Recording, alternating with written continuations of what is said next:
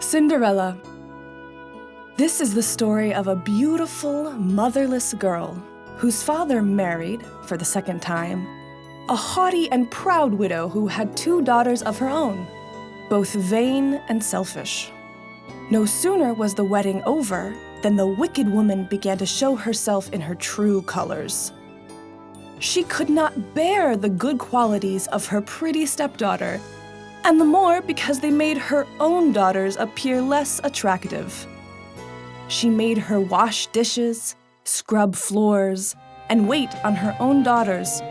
She gave her a straw bed in the garret to sleep upon, while her own daughters slept in fine rooms upon soft beds. The poor girl bore all this very patiently, and dared not tell her father, who always sided with his wife. When she had done her work, she used to go into the chimney corner and sit down among the cinders. They all called her Cinder Wench, except the youngest sister, who was less unkind than the eldest. She called her Cinderella. However, Cinderella, in spite of her shabby clothes, was 100 times more beautiful than her stepsisters, in spite of the fine gowns which they always wore. One day, the king's son gave a ball, and the 3 sisters were invited. The 2 selfish sisters were delighted, and talked all day long about what dresses they should wear. This made new trouble for poor little Cinderella, for it was she who had to iron her sisters' linens. "For my part," said the eldest, "I will wear my red velvet." "And I," said the youngest, "shall wear my golden flowered silk and diamond belt." "Cinderella, would you like to go to the ball?" the youngest asked. "Alas," said she, "you're only jeering at me." "You are right," they both said. "It would only make the people laugh to see a cinder wench at the ball." At last, the happy day came, and the 2 stepsisters went to court. Cinderella followed them with her eyes as long as she could, and when she had lost sight of them, she began to cry. "What is the matter?" asked her godmother, who saw her in tears. I wish I could, but she could not speak for sobbing. Now Cinderella's godmother was a fairy, and she said to her, "Do you wish to go to the ball?" "Yes," cried Cinderella.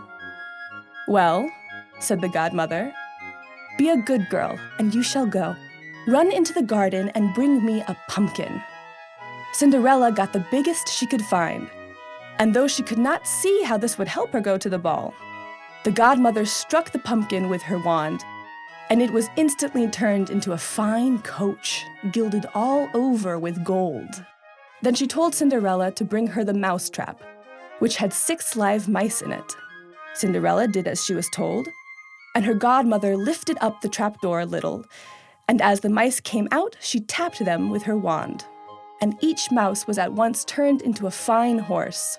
So now there were 6 beautiful mouse-colored dapple-gray horses and a magnificent coach. "And now for a coachman," said the fairy. "Bring me the rat trap." Cinderella brought the trap with the 3 large rats in it. The biggest rat became a fat, jolly old coachman at the fairy's bidding. "Go again into the garden, and you will find 6 lizards behind the watering pot. Bring them to me," she said. Cinderella had no sooner done so than her godmother had turned them into 6 footmen, who jumped up behind the coach with their liveries of gold and silver. The fairy then touched Cinderella with her wand, and in an instant she was dressed in cloth of gold and silver, all set with jewels, and on her feet were a pair of glass slippers. Then Cinderella got up in her coach, and the fairy commanded her not to stay 1 moment after midnight, for if she did, the coach would become a pumpkin again, and her horses mice, her coachman a rat, her footmen lizards, and her clothes just as they were. She promised to do as she was told, and she ran away to the ball. The king's son was told that a great princess, whom nobody knew, was driving up to the palace, and he ran out to meet her. Everybody was astonished when they saw her great beauty. The prince fell in love with her at first sight, and he would dance with no one else. When Cinderella was taking refreshments, she sat down by her sisters and spoke to them. But they did not recognize her. In fact, they felt very proud to be noticed by such a princess. Cinderella remembered what her godmother had said and came home before 12 o'clock. When the sisters came back from the ball later, they could talk of nothing but the beautiful lady. The next night, they went again to the ball at the palace. Cinderella waited until they had gone, and then she went too, and she looked still more beautiful than the night before. She was having such a fine time that she forgot what time it was until she saw the hands of the clock point to 5 minutes of 12. She hurried off, but as she reached the door, it struck 12. The guard wondered why such a shabby little girl could have gotten in, for she was back in her rags again. In her haste, however, she dropped one of her glass slippers on the stairs, and the prince, who ran after her, picked it up. The prince next day sent out a herald with a trumpet and a little page boy with the glass slipper on a velvet cushion to proclaim that any lady whom the glass slipper should fit should become his wife. All the ladies begged to try it on, but their feet were all too large. And when Cinderella's sisters heard of this, they tried to force their feet into the tiny slipper, but it was all in vain. As they were angrily giving it up, Cinderella said, "Let me try, please." "Stupid girl," said the sisters. "Fancy you trying. Go and wash dishes." But the herald said, "Let her try."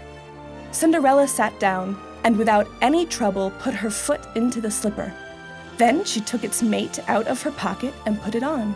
Just at that moment her godmother came, and with a touch of her wand changed her rags into the most beautiful white satin gown that had ever been seen.